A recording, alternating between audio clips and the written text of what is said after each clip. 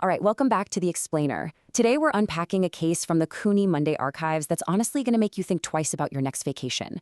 I mean, we've all dreamed of that perfect destination getaway, right? You know, a picturesque location, surrounded by nature, celebrating a huge life event. But what happens when that dream just violently fractures into an inescapable nightmare? We're going to break down this chilling tale that takes a beautiful romantic setup and literally plunges it straight into supernatural terror. So grab a seat. Maybe keep the lights on for this one, and let's explore this terrifying descent into darkness. So, to really grasp the sheer terror of what went down, we first got to look at the setup. Enter Advait and Sanvi. They've been together for 4 years, madly in love, and they're finally tying the knot. The destination they picked? Cherrapunji. Now, if you know Cherrapunji, you know it's famous for its lush, breathtaking nature and those heavy, romantic monsoon rains. It sounds like the absolute perfect backdrop. But here's the central question we really need to keep in mind today. How does a setting so beautiful turn so incredibly deadly? It's that massive contrast between their joyous expectations and the horrific reality they face that makes this whole explainer so deeply unsettling. Okay, let's dive into this. We're going to trace their fateful, escalating journey, and it's basically a four-part descent into madness. First, it starts at Guwahati Airport, absolutely buzzing with excitement. But then, as they board a bus to Cherrapunji, things start to feel a little off when a veiled stranger shows up. Next is a highway stop where the first direct, terrifying attack happens, and finally, a sudden tree collision that leads to an impossible disappearance. This isn't just a streak of bad luck, it's a meticulously paced escalation of dread. So let's zoom in on that bus ride. Just picture this for a second. You're on a long bus ride, it's pouring rain outside, and the dark night is quickly creeping in.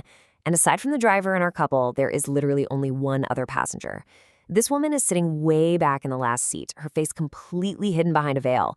But Sanvi keeps catching her eye, and every single time she looks back, this woman is muttering these strange, unintelligible mantras. And honestly, the worst part? She keeps flashing Sanvi this completely unnatural, creepy smile. You know that deep, gut-wrenching feeling of being watched by something that just doesn't quite feel human? Yeah, that's exactly what we're dealing with here. Well, the terror really ramps up when the bus stops at a roadside food stall. Advait sees that Sanvi has actually fallen asleep, so he quietly slips off the bus to grab them some tea and snacks, figuring he'll just wake her up when he gets back. But Sanvi wakes up before he returns. And suddenly she realizes she isn't alone. That veiled woman from the back of the bus, she's sitting right next to her. Then the veil drops, and half of this woman's face is just brutally cut and mangled. Before Sanvi can even process the shock to try and run, this entity grabs her hand with his terrifying iron grip. Sanvi tries to scream, but the sheer panic literally steals her voice. She's just trapped there in silent horror. So Advait gets back on the bus, completely oblivious to what just happened.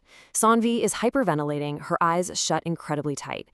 When she finally manages to open them and look to the back, the woman is just sitting in the last seat again, like absolutely nothing happened.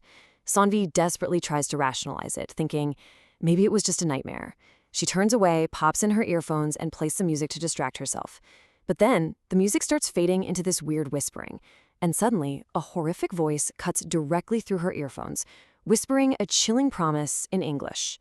"I will not leave you alive." Sanvi lets out an absolute blood-curdling scream. The shock of it all causes the driver to swerve, completely lose control, and smash the bus straight into a tree.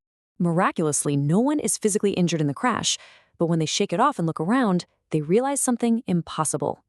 The veiled woman has completely vanished from the closed bus. Just gone. It's pouring rain now, and Advait is frantically on his phone trying to get the resort to send a pickup. Sanvi steps out of the bus, and she sees her. The woman is standing right at the edge of a nearby cliff, drenched in the rain. But she's no longer in her regular clothes. She's wearing a blood-red bridal outfit. And then, defying literally all laws of human anatomy, the woman's neck twists entirely backward, like a spinning wheel. Her terrifying eyes lock right onto Sanvi, and in the very next second, she throws herself backward off the cliff, plummeting into the deep ravine. Now, this right here brings us to the true psychological horror of the whole situation. When a hysterical Sanvi tells Advait that the woman just jumped, he is utterly confused. Why? Because according to Advait and the bus driver, there was never anyone else on the bus. It was just the two of them the entire time. Advait completely dismisses Sanvi's terror. He chalks it up to pre-wedding jitters and stress-induced hallucinations. Meanwhile, Sanvi is forced to live in this deeply isolating reality. She knows what she saw. She knows for a fact that a vengeful spirit is stalking them, but she is entirely alone in her fear, and honestly, that dynamic makes the haunting so much worse. Eventually, they do make it to the resort, and for a brief, fleeting moment, things actually seem normal. The extended family arrives, and the joyous henna ceremony, where they apply the intricate temporary tattoos to the bride's hands, kicks off. But that safe, celebratory space is violently invaded. As the henna is being applied, Sanvi suddenly feels this intense, agonizing burning sensation. The paste isn't just staining her skin, it is literally carving deep, bloody red wounds into her flesh. She tries to yank her hand away, but the artist has this unbreakable iron grip. Sanvi looks up in absolute terror, and the face of the artist? It's the dead woman from the bus. The shock is just too much, and Sanvi faints right there in front of her entire family. When Sanvi finally comes to, her head is in Advait's lap. The beautiful henna design is completely ruined, and her hands are covered in actual bleeding wounds. She's sobbing, absolutely terrified. And what is Advait's response? It's just a skin allergy. He tries to comfort her, sure, but he completely rationalizes the supernatural away, promising her that some basic medicine will fix it. The tragedy here is just palpable. In that moment, Sanvi realizes that absolutely no one is going to believe her. She becomes completely convinced that this entity, whoever or whatever she is determined to stop this wedding at any cost. So the tension finally boils over on the actual day of the wedding. Outside, this massive monsoon storm is raging, just lashing rain against the huge glass windows of the resort's banquet hall. Advait and Sanvi are seated at the sacred wedding altar, getting ready to take their vows. But right as the ceremony begins, the power completely cuts out. The bright, joyous celebration is instantly swallowed up by an incredibly dark night. And I really want you to imagine the pacing slowing way down here. The chaotic, buzzing joy of a wedding is totally replaced by the suffocating, heavy silence of a pitch-black dark night. The only sound left is the violent rain hammering against the glass. In the absolute, suffocating darkness of this stormy night, the only source of light left in that massive hall is the small, flickering sacred fire burning right in the center of the altar. The dancing flames are casting these long, eerie, shifting shadows all across the walls. The priest, who seems pretty unfazed by what he probably thinks is just a common power outage, continues to chant the ancient wedding prayers in the dim light. But the atmosphere in that room, it is incredibly thick with this unspoken, heavy dread. Through the flickering glow of that small fire, Sanvi feels a sudden, bone-chilling presence.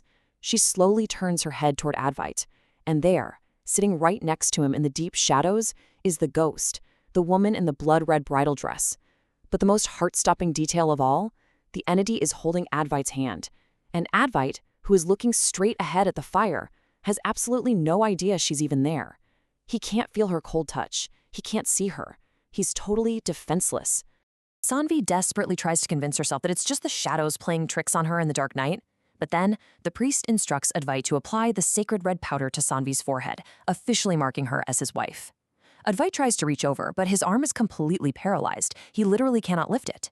And before anyone can even react to that, utter chaos erupts. The large glass windows of the banquet hall begin to shatter violently, exploding inward one by one. The howling storm from the dark night outside rushes into the room, and Advait's body suddenly drops to the floor, convulsing violently as if he's having some massive, unnatural seizure. And then, the entity finally makes herself visible to everyone in the room. The guests start screaming in absolute, unadulterated terror. She's standing there in her full bridal gear, but her face is deeply mangled and half-cut, and her eyes are burning this vibrant blood-red color. Without a moment's hesitation, she lunges. She grabs Advait's neck with this horrifying supernatural force, and in one swift, violent motion, she twists it. Advait is killed instantly, right there on the floor in front of his entire family and his completely helpless bride. But the nightmare, shockingly, does not end with Advait's death. As the family stands there watching in paralyzed shock, the vengeful spirit slowly turns those blood-red eyes over to Sanvi. She grabs Sanvi by the throat, literally lifting her off the ground, and starts moving toward those shattered windows. With terrifying speed, the ghost drags the screaming bride right out into the dark night, plunging them both into the deep, pitch-black abyss of the mountain ravine below. And just like that, the chaotic wedding venue is left in complete, deadly silence. So, the crucial point we have to ask is, why did this happen? Well, as the devastated family is mourning, an old man from the local village steps forward to explain the resort's incredibly bloody history. He tells them that many years ago, way before the resort was even built, a local girl lived on this exact slope. But on the very day of her wedding, her own husband betrayed her and pushed her off the cliff into the ravine. Her soul, understandably, never left. She morphed into a vengeful spirit tethered to the mountain, completely intolerant of anyone else finding the marital happiness that she was so violently denied. She actively stalks engaged couples, and if they actually make it to the altar, she slaughters them. And because this was literally the first wedding ever hosted at this brand new resort, the owners had just completely ignored all the local warnings. Which brings us to this incredibly grim number: 2. For 2 agonizing weeks, local authorities scoured the dense, rain-soaked jungle at the very bottom of that ravine. It wasn't until exactly 2 weeks after the horrific massacre, the event that turned a joyous celebration into a literal funeral, that they finally discovered Sanvi's body, hidden deep within the foliage. But the actual condition of her body, that tells the final and arguably most brutal chapter of this entire story. You see, Sanvi didn't just die from the massive fall. When the authorities found her, it was clear she had been brutally strangled. And the weapon? Her very own sacred wedding necklace. The piece of jewelry meant to symbolize a long, protected, and happy married life. The spirit had deliberately used the ultimate symbol of matrimony to choke the life out of her. It was just a final, incredibly spiteful act of vengeance from the ghost of the mountain. We've unpacked the terrifying escalation, the painful psychological isolation, and the incredibly bloody lore of this monsoon wedding. But man, it really leaves us with this lingering sense of dread. Knowing what we know now, if you were sitting in Sanvi's place on that dark, rainy bus, if you saw that half-cut face lurking on the shadows and heard that voice whispering through your earphones, would you have tried to rationalize it like Advait did? Or would you have turned back before the dark night consumed you entirely? Thank you so much for walking through this explainer with me. Until next time, stay safe out there, and maybe, just maybe, listen to your instincts when things feel a little too eerie.